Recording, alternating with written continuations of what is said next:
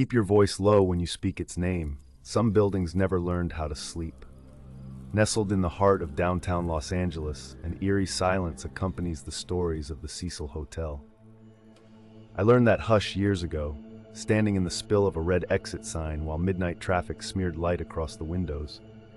People told me the place merely held memories, yet the corridors pressed back like a palm over a mouth. There, laughter thinned, footsteps stumbled. The city outside had 1,000 throats, and yet, inside those walls, the air seemed to wait for a single breath to stop. Consider that your warning before we step through the revolving door in reverse. It began with ambition and scaffolds and men bent over blueprints.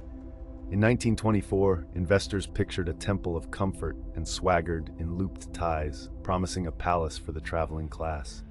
The site steamed in summer heat while cement trucks coughed pale dust. Steel ribs rose while migrant crews hammered until sparks hopped like fireflies. New stone drank the sun. Stencil gold curled across ceilings in the lobby. A vaulted canopy shined by careful hands. Marble boards groaned under the weight of potted palms. Bellhops rehearsed their steps for a tune no one could hear yet. A chandelier descended, a circle of light caught in crystal rain. The city looked up and smiled at its own reflection in the fresh glass. Elevators purred. Carpets unrolled like crimson tongues. The restaurant sent out plates that smoked and whispered. The bar clacked with ice, and the front desk's brass bell sang an invitation with each arrival. The hotel promised a glamorous respite from street grit. Brown whiskey in short glasses, a bed without creases, a blindfold against whatever the city concealed. Yet, in that first winter, a draft crept through the mail slots, carrying a sour scent from alley trash fires and a different promise. The crash came, jobs crumbled, and the neighborhood sagged. By the 1930s, a slow tide of lost men and unslept women washed up along the nearby sidewalks, and their voices followed them inside like damp cuffs. Shadows lengthened under chandeliers. The gilding began to scab. When the city's heartbeat faltered, the hotel took the tremor into itself. Newsboys hawked papers on corners while fire escapes ticked with heat. Patrol cars slid by with lights off. Inside, nights rarely stayed still for long. Guests argued in whispers that ended with slammed doors. Others vanished behind chained knobs, leaving a crate of cheap cologne on the dresser and ash spiraling from a cigarette burning to nothing. A maid found an empty bottle in a sink and a smear of lipstick on the rim, as bright as a fresh wound. The night manager kept a ledger with careful rows of names, and every so often a line broke, ending with a sudden notation: removed by authorities. Cameras didn't catch the first leaps, only the wakes they left in the alley. Canvas stretched over a slope, wet tire marks from an ambulance, a single shoe turned sideways. Elevators stopped between floors. A porter swore, pulled the gate, and found no one in the car. A window pane rattled in a windless hour as if a hand tapped for entry. One spring afternoon, a siren threaded through the block, long and solitary, followed by the long-legged stride of men in hats. They came, they left, and in the hushed aftertaste, someone found a torn note under a bed leg, half a sentence, a failed apology, names scratched out so hard the paper broke. Reporters called the building unlucky. Lookers-on gathered at the curb, craning their necks at the geometry of the facade as if it might confess from a certain angle. In the courtyard, carnations bent toward a drain. The scent of bleach lingered in certain corners longer than seemed reasonable, as if a mop kept trying to erase something that wouldn't lift. Over time, the stories multiplied behind keyholes. No single tale explained the pattern. You just felt each one tighten the skin over the bones of the place. Housekeepers traded glances and worked mouths that stayed shut.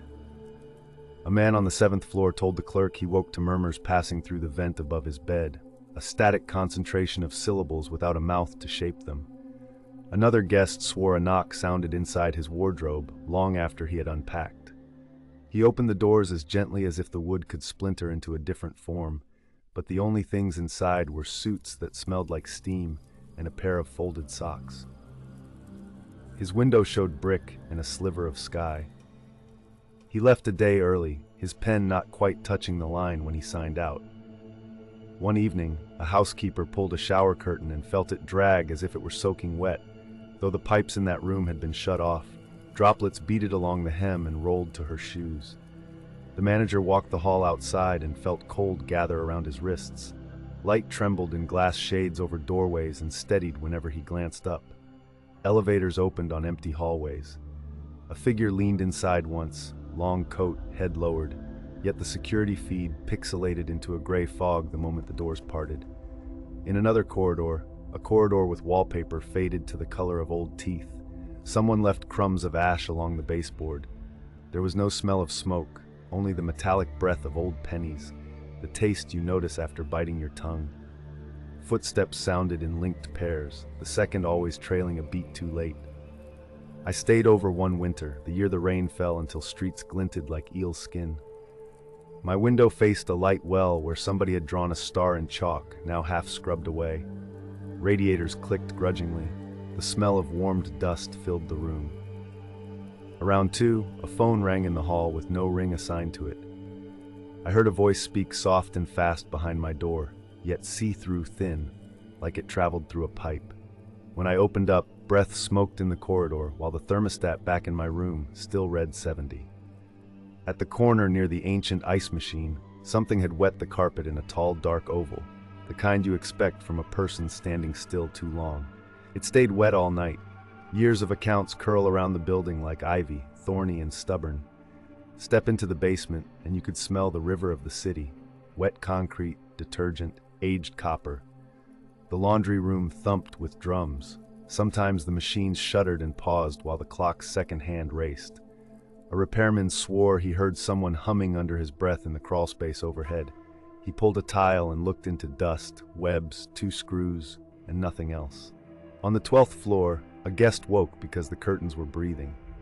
Fabric moved as though a chest rose and fell behind it. He lifted the cloth and found a cracked pane that showed a slice of night blinking with planes, no breeze. After that, he left his suitcases by the door to mark any change while he slept. In the morning, the bags had scuffed an inch forward. Some stories were louder. A boy riding the elevator with his mother watched the numbers climb and start to slide back of their own accord. He pressed the buttons again with a child's imperative, and, for a full minute, every button lit up and stayed glowing.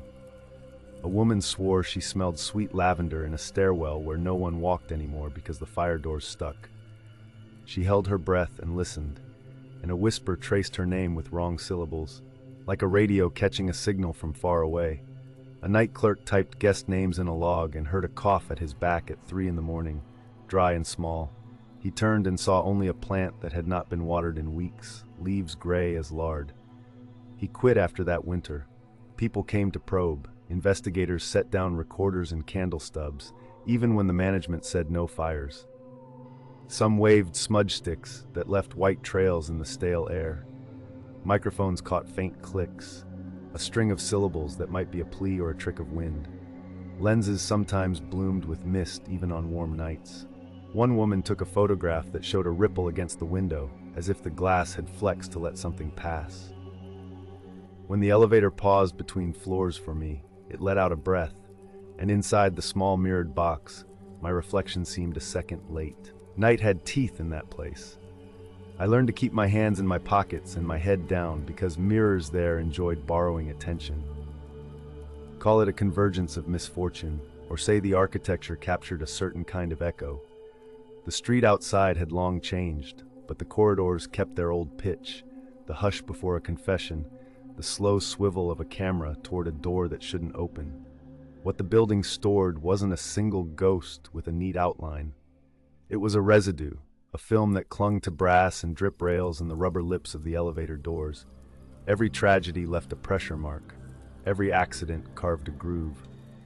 The hotel became a record of frayed intentions, a ledger without a balance. Memory collected in corners as gritty as soot. I could feel it when I leaned near the stairwell and looked down. The well of that central void seemed to drink even light. As we picked apart the years and counted their cuts, the stories started to fold over one another, and the errors in dates didn't change the shape of the fear. Some blamed water untouched too long in tanks on the roof, the way quiet surfaces mirror the sky while holding other things just below the glare. Others swore the plumbing spoke when the moon sat low over the block, and that any room could wake you with a draft even when the windows were sealed. The hotel's bones, they said, tuned themselves to loss. Security doors clicked at odd hours. Phones rang with no path from a switchboard. The lobby held breath when a stranger paused by the elevator and rubbed the back of his neck as if a finger traced that skin with cold.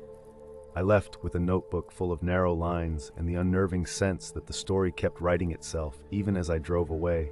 Taillights reflected in puddles along skidding buses. Downtown brightened, towers hardened into glass, cranes swung heavy loads, but the Cecil's windows looked back with a different attention, a patient, private gaze. If I handed you a key, if we took the old lift up and watched the numbers blaze past floors that no longer welcomed tenants, if we stepped out into a corridor humming with the low music of building breath, would you hear what waited behind the quiet, or would it hear you first?